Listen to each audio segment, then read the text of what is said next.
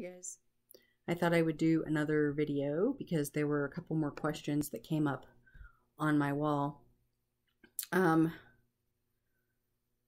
Nicholas asked about working with demons in your house while having children around. And I explained that I know a lot of practicing demonolators who involve their children in, more ceremonial, celebratory rites. And I explained that I don't have kids, so I don't really have an opinion there. I do have a friend that works exclusively in the astral temple and intends to continue working in the astral temple while his children are still at home. And he does that for his own reasons. So he's worried about the wife's ex and so on. And, they don't want the kids, taken away or anything. So it really depends on your situation. Now, if you're talking celebratory rites or, worship type rites, I'm sure it's probably fine. And celebrating different seasons or different demons or working divination, that's probably fine. Magic, not so much. You don't want children involved in your magic, and magic is mostly a solitary art anyway. So his concern, Nicholas's concern, was that the children being involved in certain rituals would attract harm. So here's the thing. As a demonilator, I don't believe divine intelligence is harmful per se, unless you're actually working magic with said divine intelligences. If you're simply celebrating them, and by worship, I mean holding in high regard and respecting, not groveling before and not seeing them as your master. Everybody always gets that wrong. They seem to think that as demonolators, we think demons are like, our masters and that sort of thing. And that's not necessarily true for a lot of people. It's certainly not for me. I work with the demonic forces that I work with. They are the teachers. I am the student. So in that respect, then, because they are divine intelligence, I seek to gain their divine wisdom. And on occasion, I seek their energy to help me manifest my own will through my own strength and by drawing on their energy. So that said,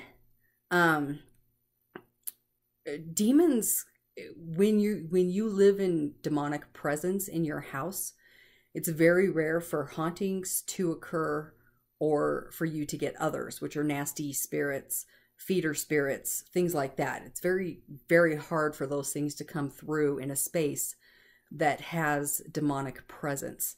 So if you dwell in demonic presence, then I would say your children are probably quite safe. They're not going to get anything nasty attached.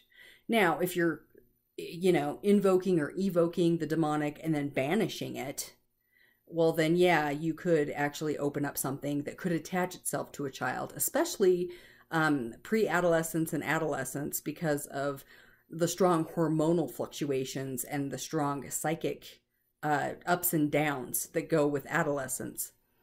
If you ever notice like a lot of haunting activity, there's always, at least one adolescent in the picture with some kind of, emotional disturbance.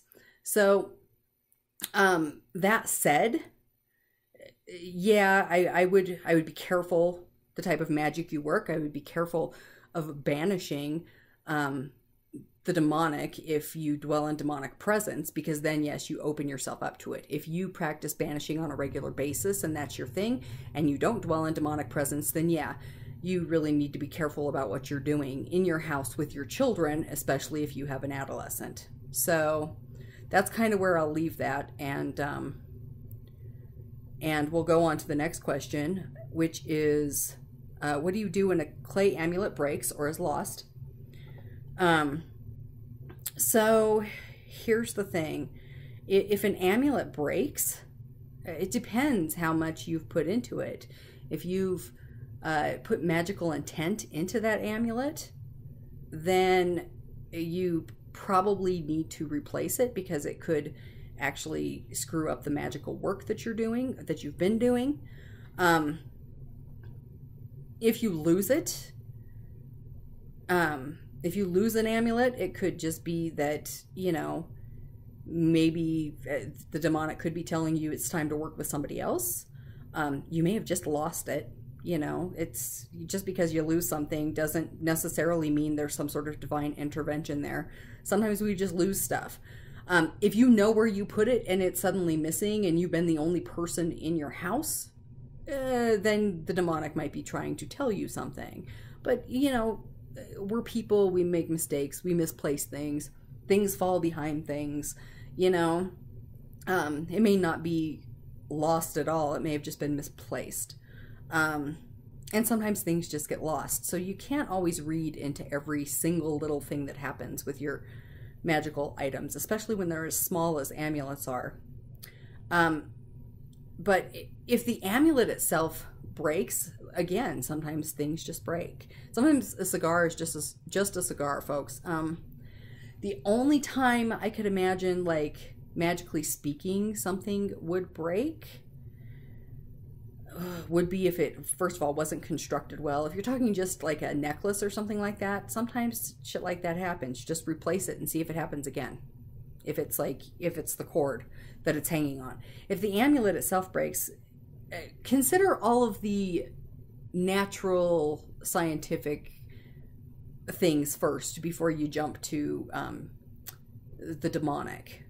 It's only really strange if, say, you're doing work with a specific demon or something, and something goes missing or something breaks, and then, you know, I mean, there's a lot of factors that play into that. I can't say what is exactly happening if you lose an amulet or one breaks. You know, I would have to know all of the circumstances surrounding that. So, and then the final question is, what can be done if I dreamed of Folklore Sigil? So for me anyway, Folklore and I actually have a pretty decent relationship. So when I had a dream of Folklore and his sigil, which I have before, it was a warning that somebody was throwing some negativity my way. And that somebody was another magician. So, but here's the thing. Unless you've pissed off somebody recently, another magician who's not above cursing you, I wouldn't immediately jump to a curse. It just might mean, hey, heads up, trouble's coming. So when you think of things like that, when things like that happen and you have dreams of sigils and everything, don't discount them, but at the same time, don't panic either, because what one dream means for me, it might mean something different for you. Just think of your relationship with that demon and how that dream felt. The dream I had actually felt like a warning. So, and it was a warning of an actual curse, because I actually got some auditory cues there too. So if you're just dreaming of a sigil, it could simply mean, hey, with your current problem, look to Folklore. Or it could be, hey, you need to work with Folklore on an issue you've been having, well, whatever, you know. Or it could be a warning, but pay attention to how you actually felt during the dream. And so, I don't know, that's pretty much it for that question. Hopefully it answered it. And that's all I have for this video.